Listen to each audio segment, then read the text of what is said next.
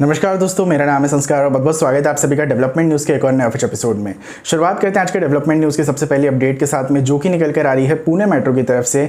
अब दोस्तों, महाराष्ट्र में रिसेंटली जो कोरोना की सेकंड वेव आई है और इंडिया में ही पूरे सेकंड वेव का जो दौर चल रहा है, इसी बीच में आप लोगों को पता होगा कि महाराष्ट्र में रिसेंटली जो लॉकडाउन है ये भी अनाउंस किया गया था। इसके बाद से ऑलमोस्ट 2000 वर्कर्स जो है ये पुणे मेट्रो का काम छोड़कर जा चुके हैं। इनमें से मोस्टली जो वर्कर्स थे ये उत्तर प्रदेश, बिहार और साथ ही साथ में वेस्ट बंगाल के थे। महा मेट्रो ने इन लोगों को रोकने की काफ़ी ज़्यादा कोशिश करी। उन लोगों ने इनको कहा कि हम आप लोगों को वैक्सीनेट करेंगे, 2 टाइम का खाना आप लोगों को हमारी तरफ से मिलेगा, साथ ही साथ में जितने भी ड्यूज़ वगैरह हैं ये भी हम लोग क्लियर करने के लिए तैयार हैं। लेकिन इसके बावजूद भी इतने सारे वर्कर्स जो हैं जो अभी काम छोड़कर जा चुके हैं। और बताया यहाँ पर ये भी जा रहा है कि अभी इसका जो डेडलाइन रखी गई थी जून 2021 की, पिंपरी से लेकर चिंचवाद वाला सेक्शन है ऑलमोस्ट 8 साढ़े 8 किलोमीटर का, इसको जून 2021 तक कंप्लीट करना था। और एक और पार्ट है जिसको कि सितंबर तक कंप्लीट करना था। अब ये दोनों ही सेक्शन जो हैं ये एक और बार वापस से आप लोगों को कंप्लीट होते हुए नहीं दिखने वाले हैं। ऐसा लग तो रहा है कि नहीं दिखेंगे, वैसे अब देखते हैं आगे जाकर महा मेट्रो इन सारी चीज़ों को किस तरह से मैनेज करता है। तो लास्ट ईयर भी ऐसा ही कुछ हुआ था। लास्ट ईयर भी जब हमारा पहला लॉकडाउन लगा था उस टाइम पर भी इसकी जो डेडलाइन है ये पिछले साल की रखी गई थी, फिर उसके बाद में शिफ्ट कर इस साल में जून की रखी गई। और अब यहाँ पर वापस से जब सेकेंड वेव आई है तो अब यहाँ पर इसका जो कंस्ट्रक्शन एक्टिविटीज़ हैं ये वापस से बंद हुई हैं। अब देखने वाली बात ये रहती है कि पुणे मेट्रो का जो ये काम है ये कब तक कंप्लीट हो पाता है। दोस्तों, यहाँ पर जो अपडेट निकल कर आ रही है वो आ रही है इंडिया में ट्रांसपोर्टेशन के एक नए फ्यूल को लेकर, जिसका नाम है HCNG। रिसेंटली आप लोगों को पता होगा कि दिल्ली के अंदर HCNG की बसेस जो हैं इनको चालू किया गया था।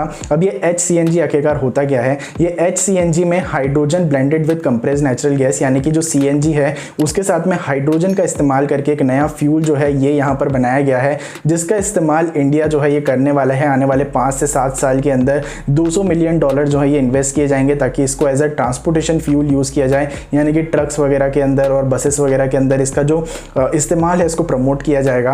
अब इससे क्या कुछ फ़ायदे होंगे? इससे फ़ायदा यहाँ पर ये होगा कि कार्बन मोनोऑक्साइड जो रहता है इसका एमिशन 70% तक कम हो जाएगा। साथ ही साथ में सेविंग्स जो है ये ऑलमोस्ट 5% से इंक्रीज़ हो जाएंगी।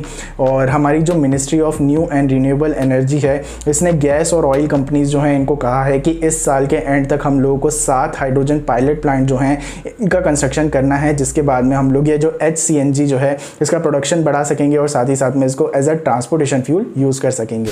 दोस्तों, यहाँ पर जो अपडेट निकल कर आ रही है वो आ रही है NHSRCL की तरफ से, यानी कि हमारे बुलेट ट्रेन प्रोजेक्ट की तरफ से। रिसेंटली NHSRCL और साथ ही साथ में यहाँ पर जापान रेल टेक्निकल सर्विस जो है इन दोनों के बीच में MOU यानी कि मेमोरेंडम ऑफ अंडरस्टैंडिंग को साइन किया गया है, जिसके अंतर्गत ये जो जापानीज फर्म है ये हमारी इंडियन फर्म्स के जो लोग हैं इनका आप बोल सकते हैं कि ट्रैक जो बिछाने का काम है इसके अंदर इनको ट्रेन किया जाएगा, इनको सर्टिफिकेशन दिया जाएगा। और साथ ही साथ में आगे जाकर जब काम चालू होगा तब यहाँ पर एडवाइजरी सर्विस जो है ये पर्टिकुलर फर्म जो है ये देने वाली है इंडिया के बुलेट ट्रेन प्रोजेक्ट में।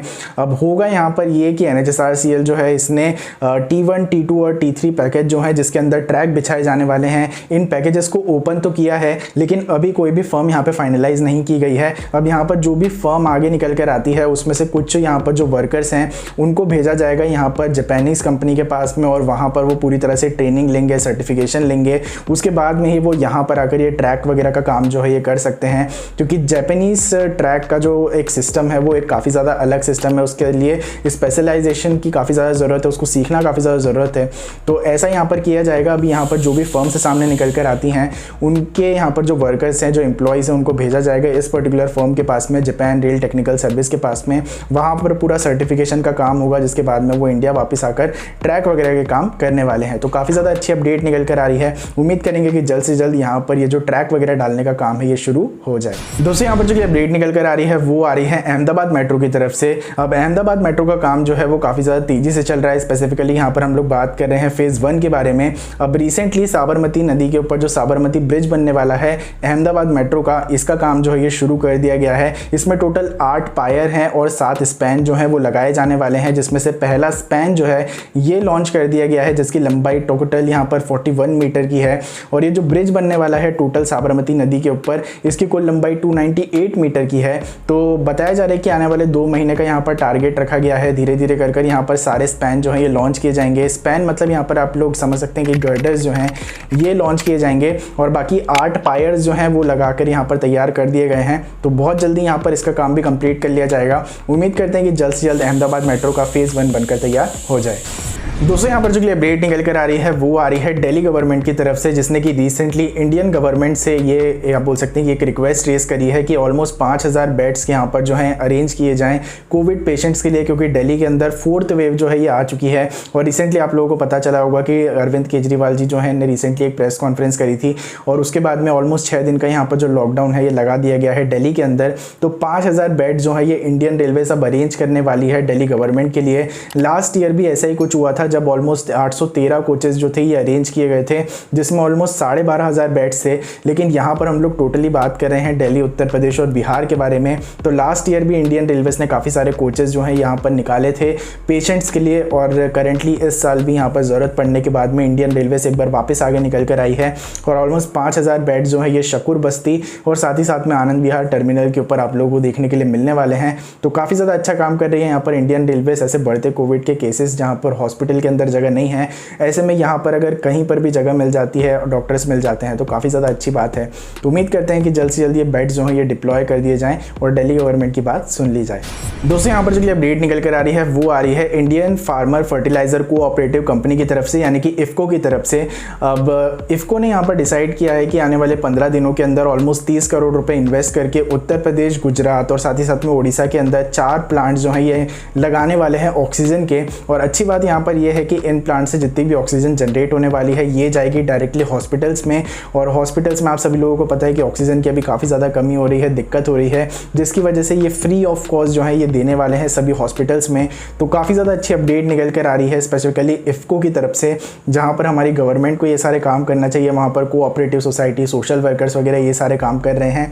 अब प्लांट्स के बारे में अगर हम लोग डिटेल में बात करें तो गुजरात के कलोल में और उत्तर प्रदेश के ओनला और साथ ही साथ में पुलपुर में और साथ ही साथ में उड़ीसा में पारादीप में आप लोगों को ये सारे जो ऑक्सीजन के प्लांट ही इंस्टॉल होते हुए दिखने वाले हैं। ऑलमोस्ट 15 दिन का टाइम लगेगा इन सभी को इंस्टॉल करने में और चालू करने में। तो उम्मीद करते हैं कि जल्द से जल्द ये बनकर तैयार हो जाएं।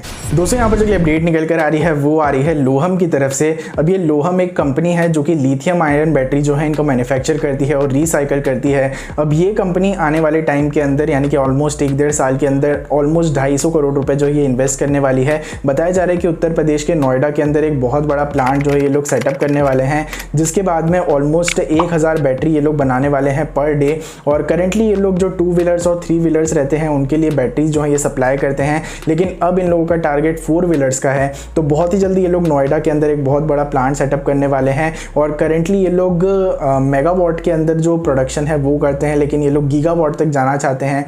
तो ऐसे ही कुछ यहाँ पर सारी चीज़ें निकल कर आ रही हैं। तो काफ़ी ज़्यादा अच्छी अपडेट है।